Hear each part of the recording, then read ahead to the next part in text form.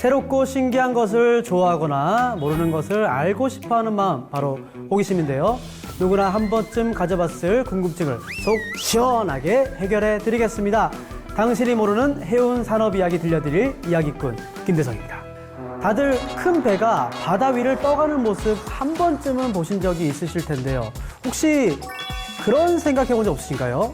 저 철로 된 무겁고 큰 배가 어떻게 물에 뜨는지, 저 배들은 어떻게 물 위에서 가라앉는 깊이를 조절하고 좌우 양쪽의 균형을 잡는지 궁금한 적 없으셨나요? 여러분도 궁금하셨다고요? 나 이야기꾼 대성. 궁금하다면 대답해 드리는 게 인지상정.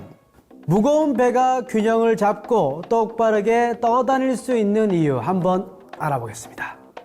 예전에는 배 바닥 쪽에 돌이나 모래주머니 같은 무거운 물건을 고정적으로 설치를 해가지고 배의 균형을 잡았다고 합니다. 그런데 요즘은 이런 무거운 물건 대신에 물을 탱크에 담아서 균형을 잡는 데 사용한다고 하는데요. 이를 통해서 아무리 큰 배들도 물 위에서 균형을 잡고 안정성을 확보할 수 있는 거죠. 그래서 준비한 오늘 이야기의 주제, 바로 선박 평형수입니다.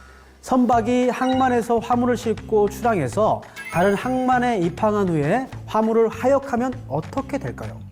배의 무게가 가벼워지겠죠. 그러면 배가 한쪽으로 기울거나 전복할 수도 있는데, 그때 가벼워진 배의 중심을 맞출 때 필요한 것이 뭐다? 바로 평형수인 거죠. 바닷물 속에 충분히 잠겨 있어야 할 프로펠러가 수면 위로 올라오게 되거나 화물의 선적, 하역으로 인해서 선박의 좌우나 선미, 선수의 균형이 맞지 않아서 항해에 장애가 될 수 있는데요. 이때 선박의 안전한 항해를 위해서 프로펠러를 물속에 충분히 가라앉힐 필요가 있거나 선박의 좌우 균형을 잡기 위해서 의도적으로 싣게 되는 바닷물, 이게 바로 선박 평형수인 거죠. 바닷물을 넣었다 뺐다 하는 거기 때문에 무거운 돌이나 모래주머니를 싣는 것보다 훨씬 편리하거든요. 그런데 말입니다, 이 평형수는 치명적인 단점이 하나 있다는 사실을 알고 계십니까? 바로 이 평형수에 의해서 해양 오염이 될 수도 있다는 건데요. 우리나라 선박이 LA항에 정박을 했다고 가정을 하겠습니다. 출항을 위해서 LA 바닷물로 평형수 탱크를 채워요. 막 채웁니다. 막 채워요. 근데 그때 LA에 살던 해양 생물들이 막 불법 무임승차를 시도하는 겁니다. 평형수 탱크에 물을 채우기 위해서 LA 바닷물을 막 빨아당길 때 이 생물들이 말도 없이 몰래 물에 이렇게 섞여가지고 배 타는 거예요. 그리고는 무임승차, 아니 무임승선에서 부산항에 들어올 때까지 공짜 크루즈 여행을 하는 거죠. 공짜 선박 핵이득. 그렇게 선박이 부산항에 도착을 하면요, 또다시 배의 균형을 맞추기 위해서 LA에서 떠온 평형수를 부산항에 배출을 하는데요. 그때 요 해양 생물들도 같이 하산하는 거죠. 여기가 너무 좋은데 한국? very nice. 나 여기서 I'm living here. Yeah, coming. 이렇게 LA산 해양 생물들이 부산 앞바다에서 자리를 이렇게 잡는 겁니다. 그러면 이 몰래 무임승선에서 온 이웃들, 이왕 한국에 온 거 본토 해양 생물들이랑 사이좋게 살면 좋죠. 너무 좋죠. 그런데 이 LA산 해양 생물들이 좀 그래요. 예를 들면은 우리 옆집에 누가 이사를 왔는데 막 등치도 막 크고 생긴 것도 막 무섭게만 생기고 막 그런 거야. 막 그런 거 있잖아요. 그냥 여기저기 그냥 이웃 받고 주세요. 네? 근데 여기 살겠다고 들어온 이웃을 어떻게 바꿀 수가 없지 않습니까? 결국 힘없는 제가 나가는 거죠. 이렇게 외국에서 들어온 해양 생물들이 본토 해양 생물들의 자리를 차지하는 거예요. 여러분, 요게 뭔지 다들 아시죠? 홍합! 딩동 땡땡땡! 홍합 아니죠. 미국산 담치 맞습니다. 네. 우리가 흔히 홍합이라 부르는 이 조개도 1950년대 유럽에서 국내로 유입된 지중해산 담치라고 하는데요. 본이든 아니든 선박 평형수에 실려 유입된 외래 해양 저서 생물들이 의외로 주변에 굉장히 많다고 합니다. 콜레라, 물벼룩, 유럽상 녹색개, 독성 조류 등도 평형수를 통해서 이동된다고 합니다. 네, 오늘날 거대 상선을 이용한 국제 교역이 활발하게 이루어진 가운데 연간 50억에서 100억 톤 가량의 바닷물이 평형수에 의해서 세계 각지로 옮겨지고 있는데요. 야, 많이 옮겨지네. 100톤, 100억 톤. 자, 이를 통해 이동하는 해양 생물 무려 약 7천여 종으로 추정된다고 합니다. 진짜 많다. 그러다 보니까 해양 오염뿐 아니라 해양 생태계까지 막 교란이 막 되는 거예요. 근데 여러분 안 되잖아요. 내가 내 고향, 내 집에서 살고 싶은데 무서운 이유 때문에 다른 곳으로 갈 수도 없고 원주민 보호 이거 필요한 거 아닙니까? 그래서 이렇게 옮겨지는 해양 생물로 해양 생태계가 교란되는 것을 방지하기 위해서 국제대사기구 IMO에서 2004년에 선박 평행수 관리 협약을 채택합니다. 그리고 2017년 9월 8일부터 이 협약이 발효됐고요. 이로써 모든 국제 항해 선박에 평형수 처리 장치 탑재가 의무화된 겁니다.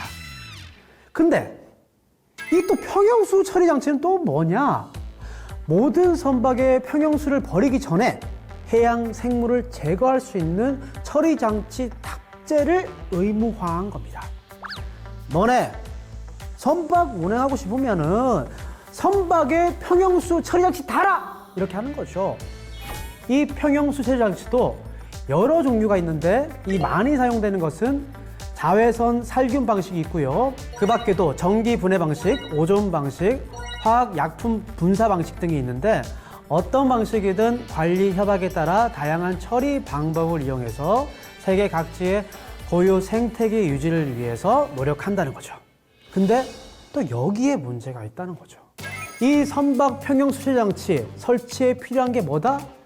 뭐니 해도 머니다. 머니. 네? 머니입니다. 평형수 처리 장치 설치하는 거 오케이. 알겠어. 근데 그 선박이 여러 척이면 드는 비용이 상당하거든요. 제가 원래 이런 걸 묻는 스타일이 아닌데 이 선박 한 척에 발생하는 비용 얼마에 형성되어 있죠? 네, 이거 오랜만에 이렇게 좀 창피하네요.